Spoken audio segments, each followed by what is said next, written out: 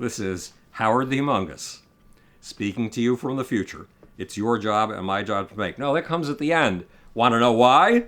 Ask how. Howard the Humongous. The Iranian nuclear deal. It's presenting a slight problem. 2 weeks ago, the White House came out with a detailed fact sheet explaining exactly what we were getting in this nuclear deal with Iran. And it was incredible. Sanctions were only going to be lifted after the Iranians had proven that they were scaling down and eliminating their capacity to make nuclear weapons. How spectacular is that? Amazing, right? Nobody in the American media, none of the people you watched or whose articles you read actually got to see the agreement. They only got to see the white paper, the 4-page summary that the White House and the State Department put out. Meanwhile, the Iranians, over the course of the last 2 weeks, have been giving us a steady stream of statements telling us everything we have been told about the Iranian nuclear deal is wrong. We have been lied to.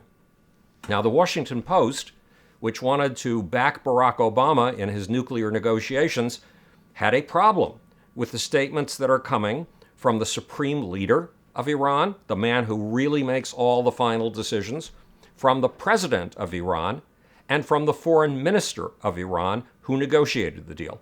All of them are saying that on the day of signing of this deal, without Iran doing a thing, sanctions will be lifted completely, permanently, and with an agreement that no sanctions on nuclear problems will ever be leveled against Iran again. What's more, the supreme leader, the president, and the foreign minister of Iran are telling us bluntly that this deal acknowledges Iran's right to a full-scale nuclear program.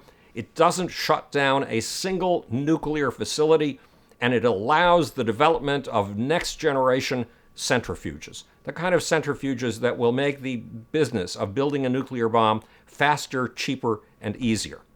That's the Iranian version of the deal. Lift the sanctions immediately and acknowledge the fact that Iran, as a sovereign nation, has a right to make whatever the hell it wants in terms of anything nuclear that it wants to do. Plus, the Iranians are telling their people that now the West is going to start cooperating with Iran to develop new nuclear technologies. We are going to be giving our nuclear technologies to the Iranians. That's what the Iranians are, the Iranians in charge, the only Iranians who can sign this deal and make it real, are telling their people. Now, the Washington Post, in an attempt to justify what's going on here and to support Barack Obama's very intense negotiations, a lot of hard work has gone into this, points out that presidents and politicians often lie to their own people when they are attempting to achieve a strategic objective. And they're right. In the 1950s, when our top secret U-2 spy plane, one of them, was shot down over Russia, President Eisenhower, one of the most honest presidents we've ever had, went on television to tell us that no, we had not had a spy plane flying over Russia. That was a preposterous idea. Was he telling us the truth? No, the Russians had the pieces of the spy plane. They also had the pilot. There are numerous. Another one, John F. Kennedy. John Fitzgerald Kennedy, when he was negotiating with the Russians to try to get rid of nuclear missiles pointed at the United States from Cuba, the Cuba Missile Crisis, the closest we've come to World War III in the last 60 years. The president, when he got the Russians to back down and take away their nuclear weapons, take them out of Cuba, told us that he had achieved this on the basis of a brave face-off between himself and Nikita Khrushchev. He was lying. He had achieved this by making a deal with Nikita Khrushchev. We had missiles near the Russian border pointed at the Russian heartland, nuclear missiles. Kennedy agreed to take those missiles out of Turkey, the country where they were located, just take them out in exchange for Russia doing something equivalent, taking out the missiles from Cuba. We have been lied to over and over again to achieve strategic objectives. The Washington Post is trying to tell us that the Iranians are lying in order to achieve strategic objectives with their people. But who is really being lied to? Is the fact sheet the White House has been passing out and the State Department has been peddling for real? Or is it a radical misinterpretation of the agreement? An agreement's only an agreement if both sides agree to the same thing. According to the Iranian rhetoric, it has agreed to nothing.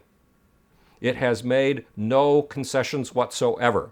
To give you a quote,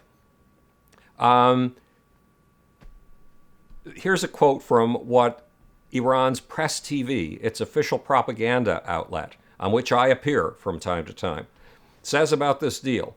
This is all a direct quote, none of Iran's nuclear facilities, as well as the previous activities, none of the previous activities will be stopped, shut down, or suspended.